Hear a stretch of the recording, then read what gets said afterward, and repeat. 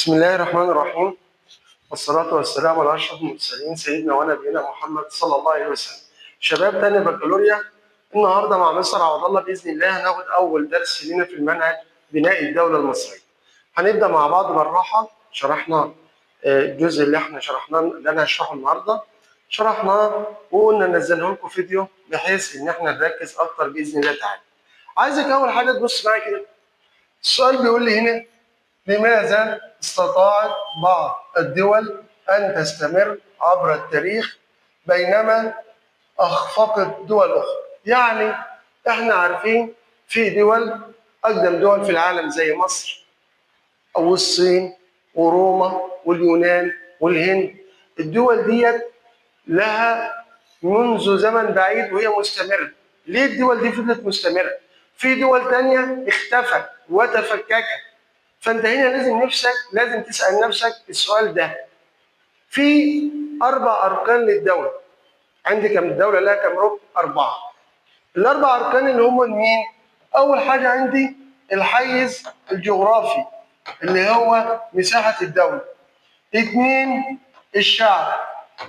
3 السلطه اللي هي الحكومه. 4 السياده. الاربع اركان دول لو اختل ركن فيهم تسقط الدوله. تمام يا شباب؟ يبقى انا عندي دول استمرت حتى الان لتوافر الاربع اركان، ودول اختلفت ودول اختفت بسبب عدم او سقوط ركن من هذه الاركان. دي اول نقطه. طيب نروح بعد كده لمفهوم الدوله. خلي بالكم ان احنا هناخد ان شاء الله في الامتحانات 50 مقالي بما تفسر والكلام ده كله، وعندي 50 موضوعي اللي هو اختر عشان نبقى واضحين وفاهمين الدنيا شويه. طيب مستر مفهوم الدوله، يعني تعريف الدوله. مفهوم الدوله الحديث، فقال لي مفهوم الدوله هي وحده سياسيه.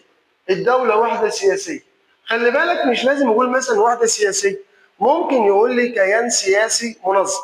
انا عايز افهم يعني ايه وحده سياسيه او كيان سياسي منظم. بص يا سيدي، الدوله عندي فيها كم سلطه؟ فيها 3: سلطه تشريعيه، وعندي سلطه تنفيذيه، وعندي سلطه قضائيه. يبقى انا عندي كلمه مفهوم الدوله وحده سياسيه منظمه او كيان سياسي منظم. شرح الكلمه ده اهي هم من دول. ان انا عندي سلطه تشريعيه اللي هو مجلس النواب اللي بيسن القوانين، سن القوانين. مين اللي هيبدا ياخد القانون وينفذه؟ السلطه التنفيذيه اللي هو مين؟ رئيس الدوله، والحكومه اللي هو رئيس مجلس الوزراء والوزراء. اللي مش هيلتزم بالقانون مين اللي هيبدا يعاقبه؟ القضاء اللي هو مين؟ المحاكم. يبقى انا عندي هنا 3 سلطات: سلطه تشريعيه، سلطه تنفيذيه، سلطه قضائيه. هل السلطات دي متداخله ولا في فصل في السلطات؟ في فصل في السلطات. مين اللي عمل الفصل ده؟ الدستور، لان حدد لكل سلطه ايه هي شغلها اللي بتقوم بيه. عشان كده لما احنا حددنا السلطات ال3 قلنا عليها كلمه وحده سياسيه منظمه. طيب بعد كده قال لي تشغل حيز جغرافي محدد. يعني ايه؟ يعني لما اجي ابص لحدود مصر او لدوله مصر هلاقي مصر، لما اسال طالب مساحه مصر كام؟ هيقول لي مليون كيلو، 2 مليون كيلو، 3 مليون كيلو؟ طبعا لا، هيقول لي لا، مساحه محدده اللي هي مليون كيلو متر مربع. يبقى اذا كده عندي اول شيء في الدوله اتكلمنا عليه الحيز الجغرافي، ان الدوله لها حدود محدده ومعترف بها. 2 تضم شعب.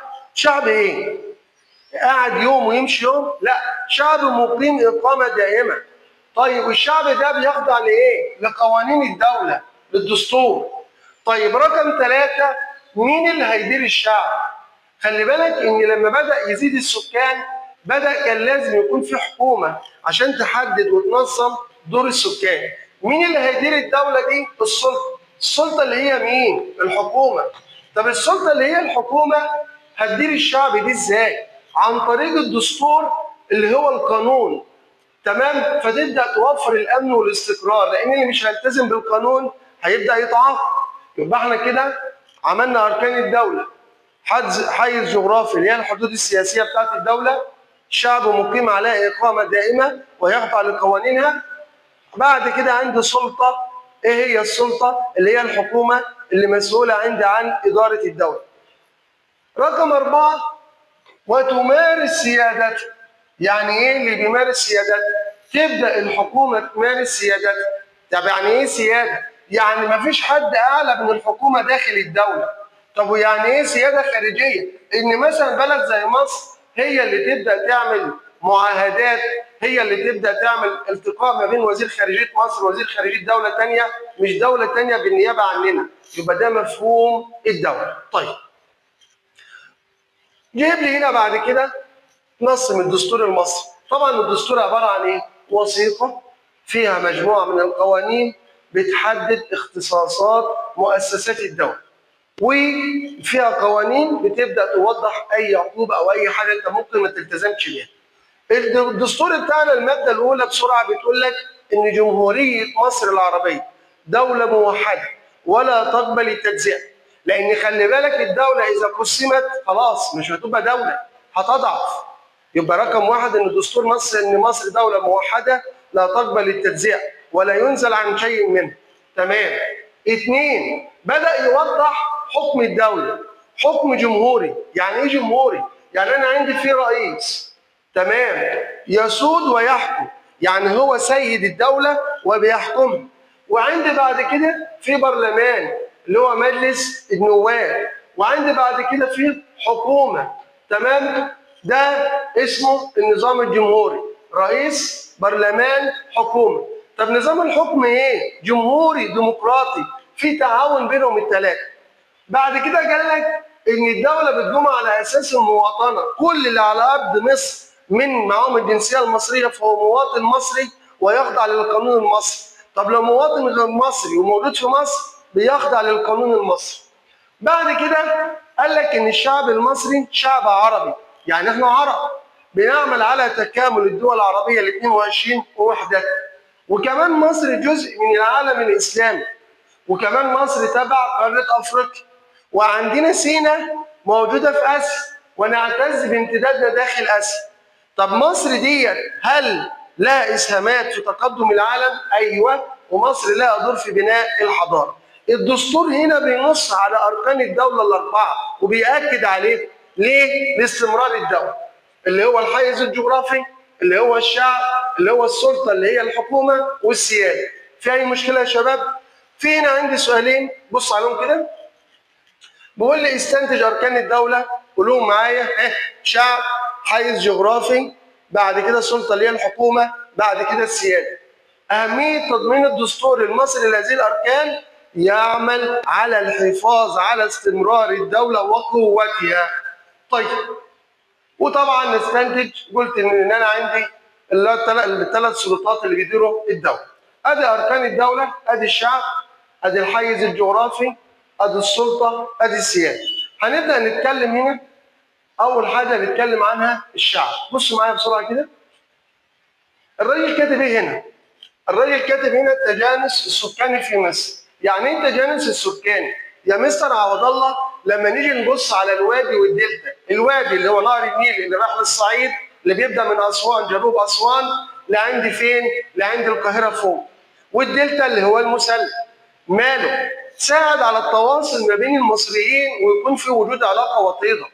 طب لو كانت مصر ديت في النص كده فيها جبال زي اسبانيا، هل كان هيحصل ساعتها تجانس؟ ولا كان ممكن يحصل نزعه انفصاليه وننفصل عن بعض؟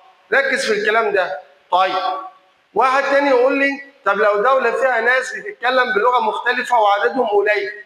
طب لو دوله فيها ناس قليلين، مثلا لو يكن دوله كلها مسلمين وعدد بسيط دين تاني مثلا، هقول لك تعالى، لو في عندي اقليه في الدوله بتتكلم بلغه مختلفه او دين مختلف، الدوله تقدر تسيطر على الدوله كلها، الحكومه تسيطر عليها كلها من خلال القانون. كل واحد في ارض مصر مواطن وبيخضع للقانون المصري، فساعتها مفيش مشكله. انما لو انا عندي في فاصل طبيعي بين الاراضي في اي دوله، فده بيساعد على عدم التجانس وبيساعد على فكره الانفصال اكتر. ده مبدئيا كده. طيب بيقول لك خلي بالك ان انا عندي الشعب. مين الشعب؟ كل مواطن مصري يحمل الجنسيه المصريه سواء داخل مصر او سواء خارجها ويخضع للقانون المصري، فده اسمه مواطن مصري. طيب بعد كده قال لك خلي بالك الفكره عندي هنا مش فكره عدد. في دول عدد سكانها قليل ودول متقدمه، ودول عدد سكانها كتير ودول غير متقدمه. يعني هنا كل ما يكون عدد الشعب في فكر عالي، في تقدم علمي، في تنميه اقتصاديه، ده بيساعد على تقدم الدوله. يكون شعب عارف حقوقه وواجباته وايه اللي عليه. انما فكره عدد ومفيش اي تعليم ولا في اي التزام بالقانون، فده يؤدي اصلا لعدم استمرار الدوله وعدم تقدمها. تعال نشوف انت كمواطن دورك ايه في الدوله. اول حاجه عندك دور سياسي. ازاي؟ حضرتك لما تبقى عندك وعي كامل في انتخابات رئاسيه هتشارك فيها، في انتخابات برلمانيه مجلس النواب هتبدا تشارك فيها، هتبدا مثلا معاك فلوس وتعمل جمعيه خيريه وتساعد الناس تبدا تشارك. دي اسمها الجمعيات مثلا اللي هي عند الجمعيات المجتمع المدني. تبدا مثلا تكون حزب. يبقى انا عندي هنا دلوقتي انت كمواطن بتبدا تختار الحاكم زي انتخابات الرئيس السيسي وانتخابات مجلس النواب. تبدا ايه؟ ابداء الراي في القضايا العامه. في عندي حدث حصل في البلد يبدا الشعب كله يتكلم عنه، ساعتها تبدا الدوله تفكر تعمل قانون عشان الحدث ده لا يتكرر. طب مين اللي خلى الدوله تعمل قانون؟ لما بدا كل الشعب يتكلم عنه فبدات الحكومه تلجا للقانون لان الراي العام كله اتكلم عنه. الاحزاب السياسيه، يعني انا اكون مثلا في حزب زي ما انت خدت زمان كده، حزب مثلا الحزب الوطني الاحزاب كده. الاحزاب دي دورها ايه؟ تبدا تعمل تنميه اقتصاديه، تنميه سياسيه، تنميه المجتمع. تمام يا شباب؟ طيب طبعا احنا لما بنختار اعضاء مجلس النواب عشان يعمل ايه؟ عشان يسن القوانين، عشان يشارك في حكم الدوله، عشان يراقب الحكومه. يبقى دورك السياسي تشارك في الانتخابات، دورك السياسي تشارك في الاحزاب السياسيه، دورك ان انت لما يكون في امر ما في الدوله تبدا توضحه عشان كلنا نوضح للدوله ان ده امر خطير لابد ان احنا نبدا ناخد بالنا منه. دعم امن الدوله واستقرارها. دورك كمواطن تدعم امن الدوله واستقرارها ازاي؟ ان انت تحافظ على القانون، تلتزم بالقانون، تبعد عن الارهاب، تبعد عن كل شيء يخالف كيان الدوله او امن الدوله. نروح لدورك في التنميه الاقتصاديه والاجتماعيه.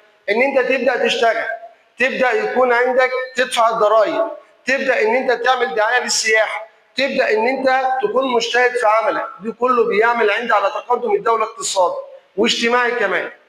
بعد كده الحفاظ على هويه المجتمع. ازاي احافظ على هويه المجتمع؟ تحافظ على اللغه بتاعتك، تحافظ على العادات، تحافظ على التقاليد، تحافظ على، ركز على الكلمه اللي جايه دي، الاثار بتاعتك، تحافظ على المباني القديمه بتاعتك، تحافظ على المدرسه، تحافظ على المستشفى، تحافظ على كل شيء الدوله بتعمله. فدي اسمها الحفاظ على الهويه لان دي ملك بلدك. نروح بعد كده الدفاع عن الوطن. ازاي ادافع عن الوطن؟ عندي في العدوان الثلاثي اللي كان اسرائيل وكانت فرنسا وبريطانيا كانوا بيتعدوا على منطقه بورسعيد والسويس واسماعيليه. مين اللي وقف مع الجيش المصري؟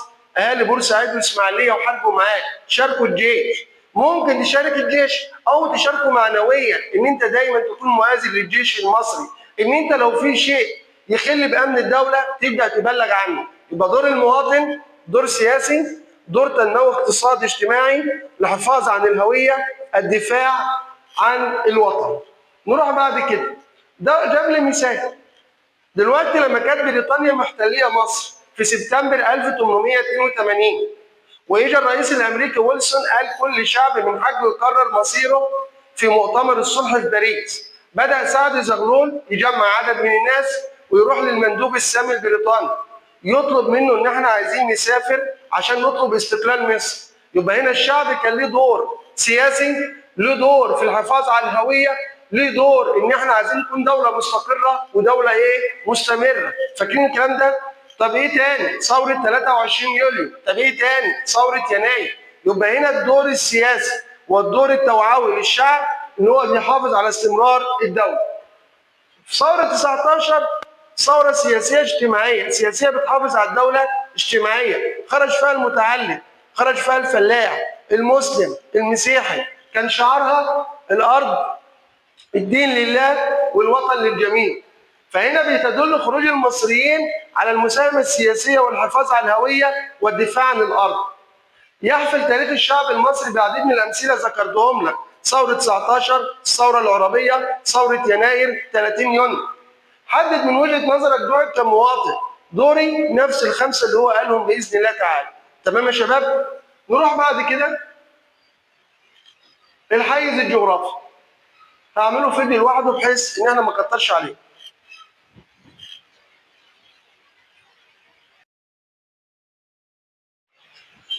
بص يا شباب معايا. اول حاجه بص معايا على الخريطه هنا كده. تعال نبص مع بعض بس كده. اتفضل يا مستر. الحدود اللي بين مصر وبين السودان بشريه. يعني ايه بشريه؟ ارض. انا بقول للسودان اخرك هنا وانت يا مصر اخرك هنا. والحدود اللي بين مصر وبين ليبيا برضه حدود بشريه. بشريه يعني من صنع الانسان. انا اللي بقول له ده اخرك وده اخرك. طيب والحدود اللي مع فلسطين برضه حدود بشريه من صنع الانسان. انما الحدود اللي بيننا وبين السعوديه، البحر ده انت اللي عامله ولا ربنا؟ يبقى حدود طبيعي. طب والحدود في الشمال طبيعيه. فطالب ذكي قال لي يعني ده شمال مصر؟ قلت له اه. وده غرب مصر؟ قلت له ايوه. وده جنوب مصر؟ قلت له تمام. وده شرق مصر؟ قلت له تمام. قال لي دي حدود طبيعيه. صح. ودي حدود بشريه. ودي حدود بشريه. طب حدودنا الشرقيه؟ فطالب قال لي طبيعيه وبشريه. طبيعيه وبشريه. طيب فهمت كده. اللي قدامك دي خريطة مصر عبارة عن إيه؟ أقرب للمربع. يعني معنى كده إن أي دولة لها بداية ولها نهاية، صح؟ صح. اللي إحنا بنسميه الحيز الإيه؟ الجغرافي أو الحدود الإيه؟ السياسية. طيب يا مستر هسألك سؤال بسيط، اتفضل. هو ليه كل دول عملوا حدود سياسية؟ لأن بدأت السكان تزيد وكل دولة بدأت عايزة تعمل تنمية، فعايزة تستفيد من الموارد بتاعتها وكمان ما يحصلش مشاكل ما بين دولة والتانية. فتعال نشوف الحدود السياسية بتاعت مصر. في الغرب عندي دولة مين؟ ليبيا. الحدود اللي بيننا وبين ليبيا بتمشي مع خط طول 25. خط طول كام؟ 25. يعني دي بنسميها حدود هندسية فلكية تنفع أي واحدة فيهم. الحدود بتمشي مستقيمة ما عدا الجزء اللي في الشمال اللي بيبدأ من عند واحد سيوة، الجزء ده. نروح في الجنوب. الحدود مع السودان دي أطول حدود. أطول حدود. وهي حدود مستقيمة. يبقى هي أطول حدود ومستقيمة. وبتمشي مع دائرة عرض 22. بتمشي مع دائرة عرض كام يا أولاد؟ 22 وهي أطول حدود. نفس الكلمة برضه حدود هندسية فلكية. ودي في حدودنا الايه؟ الجنوبيه. يبقى نقول تاني حدودنا الغربيه مع ليبيا بتمشي مع خط الطول 25 حدود هندسيه فلكيه مستقيمه ما عدا الجزء اللي في الشمال وانت طالع على البحر المتوسط. حدودنا الجنوبيه مع السودان بتمشي مع دائره عرض 22 وهي اطول حدود واكثرها استقامه. نروح لحدودنا الشرقيه. حدودنا الشرقيه اللي هي بتمشي مع ساحل البحر الاحمر اهو. تمام كده؟ ده عندي هنا. طبعا عندي خليج السويس داخل مصر بتاعنا احنا ما حدش بيشاركنا فيه. نروح لخليج العقبه. يبقى ديت حدودنا البريه اهو على البحر الاحمر اهو. خليج العقبه اهو وادي عند البحر الاحمر اهو. تمام. فاضل حدود بريه كمان، ايوه، اللي هي مع فلسطين اللي بتبدا من طابه لعند مين؟ لعند رفح. ودي اقل حدود. نعم اقل الحدود، انما اطول الحدود اللي مع السودان. تمام. يبقى احنا كده قلنا حدودنا في الغرب، حدودنا في الشرق، في الجنوب، حدودنا في الشرق. انا بتكلم عن الحدود البريه. طب ايه حدودنا البريه كمان اللي هنا؟ الخط بتاع البحر المتوسط، خط الساحل. يعني ايه خط الساحل؟ الميه لما بتقعد تتفرج على الشط بتلاقي الميه توصل لهنا وترجع، توصل لهنا وترجع.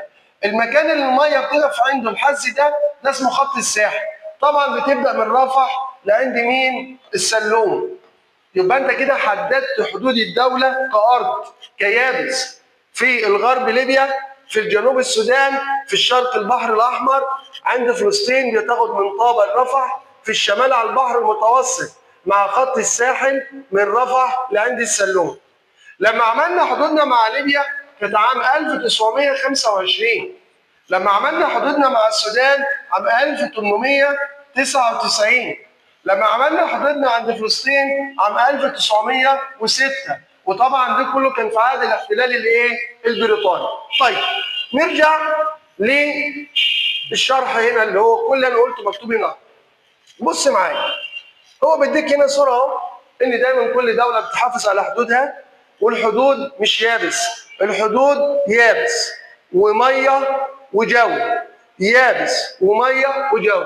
نقرا كده: الحيز الجغرافي للدوله الارض اللي الدوله بتمارس عليها سيادتها عليها، وتشمل اليابس اللي هي الارض ادي واحد، والمياه الاقليميه وهشرحها لك يعني ايه مياه اقليميه ادي اثنين، والمجال الجوي الهواء اللي فوق بيتك.